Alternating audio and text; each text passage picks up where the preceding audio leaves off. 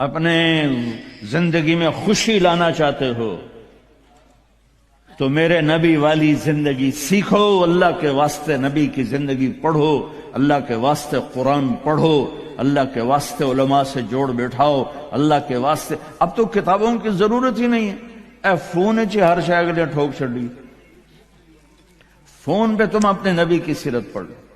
اپنے ایک بہت بڑا تاجر تھا وہاں ادھر پاکستان میں، تو ہم کھانے پہ کٹھے تھے تو اس کے فون کی گھنٹی بجی، اس نے یہاں فون لگایا اور ادھر کھانا شروع کیا، پورا آدھا گھنٹہ وہ لگا رہا، ایدے بھی وہ میں نے کہا توڑے نہ کاروبار دا کی فائدہ، تسی تو روٹی جوگے بھی نہیں رہ گئے۔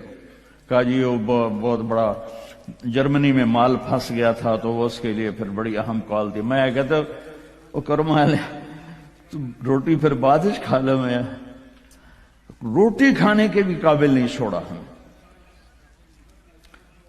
تو میرے نبی کی زندگی، جب آپ گھر میں ہو تو اپنی بیوی کو عزت دو، بیوی خاوند کو عزت دے، کبھی اونچ نیچ ہو جائے۔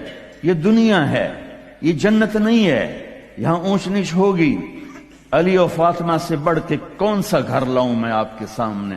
میرے نبی گھر میں داخل ہوئے بیٹی کے تو دیکھا آپ ذرا غمگین بیٹھی ہیں، تو آپ نے پوچھا بیٹی کیا ہوا؟ کہ جی میرا اور علی کا جھگڑا ہو گیا۔ تو آپ نے فرمایا علی کدھر ہے؟ کہا جی باہر نکل گئے۔ تو اب یہ نہیں آپ نے کہا کہ میں تو سسر ہوں، میں کیسے کہوں میں اپنے داماد کو ڈھونڈوں، آپ خود ڈھونڈنے نکلے، کسی سے نہیں کہا کہ جاؤ علی کو بلاؤ۔ جب گئے تو وہ مسجد میں لیٹے ہوئے تھے اور کمر پہ مٹی لگی تھی، تو آپ نے پیار سے کہا ابو تراب اٹھو۔ یہ ٹائٹل آپ کو ہمارے نبی نے دیا، ابو تراب اٹھو۔ ان کو اٹھایا، کچھ نہیں کہا، ساتھ لائے اور گھر میں آ گئے۔ کچھ نہیں پوچھا کیا جھگڑا تھا، کیا لڑائی تھی۔ ہماری طرف دیہاتوں میں پنچایتیں ہوتی ہیں نا جھگڑے، تو وہ پوچھنے والے ہور لڑا کے کم ہور بکھا دیں۔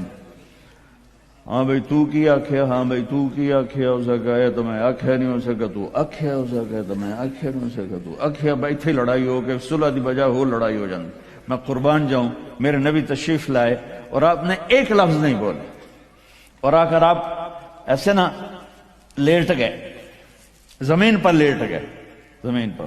ادھر حضرت علی کو لٹایا، ادھر حضرت فاطمہ کو لٹایا۔ اب مجھے دیکھنا، یہ ہاتھ علی کا پکڑ کے یہاں رکھا، ادھر سے بیٹی کا ہاتھ پکڑ کے یہاں رکھا علی کے ہاتھ پر، یہ دیکھ رہے ہو، اوپر آپ نے اپنا ہاتھ رکھا۔ اب یہ علی کا ہاتھ، یہ فاطمہ کا ہاتھ، یہ میرے نبی کا، اور کہا تم دونوں بولو ہماری صلح ہو گئی۔ کچھ نہیں پوچھا کیا ہوا، بکا تم کو ہماری صلح ہو گئی۔ تو دونوں نے کہا یہ ہماری صلح ہو گئی۔ تو آپ اتنے خوش نکلے کہ صحابہ بھی آپ کے چہرے کی خوشی کو دیکھ کر پوچھنے لگے یا رسول اللہ آپ تو بڑے خوش نظر آ رہے ہیں۔ تو آپ نے فرمایا میں علی و فاطمہ کی صلح کرا کے آ رہا۔ تو اس سے اونچا گھر اور کہاں سے میں دکھاؤں گا آپ کو؟ یہ دنیا ہے، اللہ کے واسطے اپنی اولاد کے لیے، اپنے لیے، اپنے گھروں کو خوبصورت بناؤ نبی والے اخلاق کے ساتھ، نبی والی محبت کے ساتھ۔ میں کیا سناؤں آپ کو؟ آپ نے حضرت عائشہ سے فرمایا عائشہ سنو، دھیان سے سنو، اظہار محبت، اظہار محبت۔ آپ نے کہا عائشہ مجھے جب سے پتا چلا ہے کہ تو جنت میں میری بیوی ہے، مجھے موت ہی اچھی لگنے لگ گئی۔ اور عربوں کے ماحول میں، عرب کے ماحول میں کوئی یہ کہتا مجھے بیوی سے عشق ہے تو عیب سمجھتے تھے، اور کوئی کہتا میری محبوبہ ایسی تو کہتے واہ واہ۔ یہ عرب کا ماحول تھا، جیسے یہاں گرل فرینڈ کا بوائے فرینڈ کا چل گیا ہے۔ اللہ ہمارے بچوں کو پاک دامنی نصیب فرمائے۔ تو عرب اس میں نا کوئی نہیں جھجکتے تھے، کھلم کھلا۔ وَهَلْ تَبْكِينَ، اپنے لیلا مجنوں کا نام تو سنا ہوا ہے، یہ صحیح لوگ ہیں، ساڑھے ہیر رانجے تو سارے کوڑے قسم۔ تو وَهَلْ تَبْكِينَ لَيْلَا اِذَا مِتُّ قَبْلَهَا، وقام على قبر النساء النوائح كما لو اصاب الموت ليلا بكيتها وجاد لها دمع من العين صافح.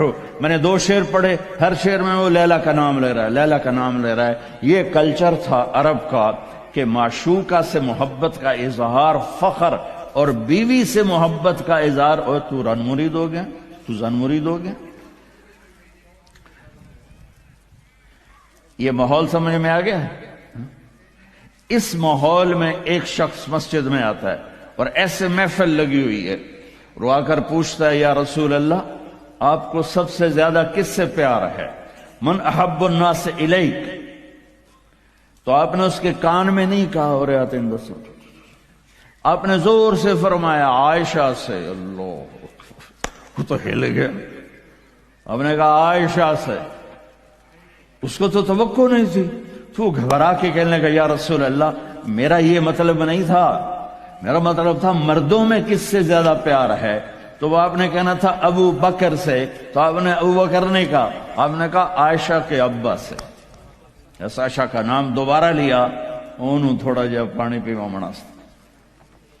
اپنے گھروں کو آباد کرو محبت کے بول سے، محبت کے رویوں سے، محبت کی باتوں سے درگزر کرو، برداشت کرو. یہ میرے نبی نے زندگی سکھائی ہے. حضرت عمر کا فرمان ہے ما اکرمہن الا الکریم وما اہانہن الا اللئیم.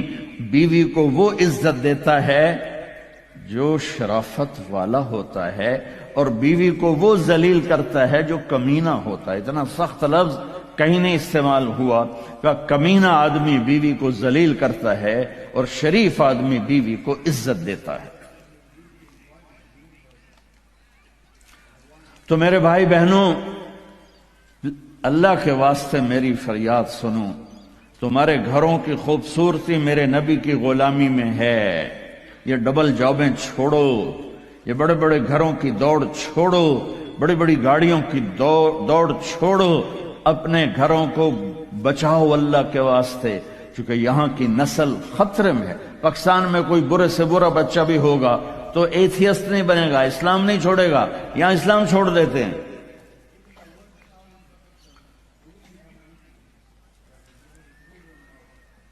میں آپ کو اپنے گھر کی بتا رہا تھا. ایک بچہ مجھے ملنے آیا، کہنے لگا جی میں نے پورے پاکستان میں ٹاپ کیا ہے ایف ایس سی میں، اور کنگ جو ٹاپ کرتے ہیں وہ کنگ ایڈورڈ میڈیکل یونیورسٹی میں جاتے ہیں. تو 2 دفعہ میں خودکشی کی کوشش کر چکا ہوں. پلز کھائیں، گولیاں، لیکن وہ زندگی تھی بچ گیا. میں نے کہا بیٹا تو چھوٹا سا ہے، تو نے یہ خودکشی کی کیوں یہ تو نے قدم اٹھایا؟ کہا جی میرے امی اور ابو اتنا لڑتے ہیں کہ ڈسہارٹڈ ہو کر میں 2 دفعہ خودکشی کی کوشش کر چکا. ماں اور باپ کی لڑائی نے اتنے بریلینٹ قابل بچے کو مرنے پر مجبور کر دیا. کوئی بھوک نہیں تھی، سوکھے تھے، اچھے خوشحال گھرانہ تھا، لیکن خامد بھی بد زبان، بیوی بھی بد زبان. تو بچے خودکشی پہ آ گئے. بھائیو اگر آپ اپنے آپ کو خوبصورت بنانا چاہتے ہو، دیکھو میں ہاتھ جوڑتا ہوں، سب دیکھو، اس زبان پہ قابو پالو. یہ زبان خوبصورت ہو گئی، دل جڑ جائیں. یہ چند روزہ زندگی ہے. میرے نبی کی 2 سنتیں لے لو. ایک زبان پہ قابو، یہ اس زبان پہ قابو پالو، اس زبان پہ قابو پالو، اس زبان پہ قابو پالو، تو آپ کے گھروں کے 90% مسائل ختم ہو جائیں گے. اور دل کو سب سے صاف رکھو، اور اپنے ایک دوسرے کا ہاتھ بٹھاؤ. اپنے بچوں کو اپنی دولت سمجھو، ان کو یہاں اچھا مسلمان بنا کے چھوڑو. اب یہ نسل یہاں رہنے والی ہے، واپس نہیں جائے گی. نہ تم جاؤ گے نہ تمہاری نسلیں جائیں گی.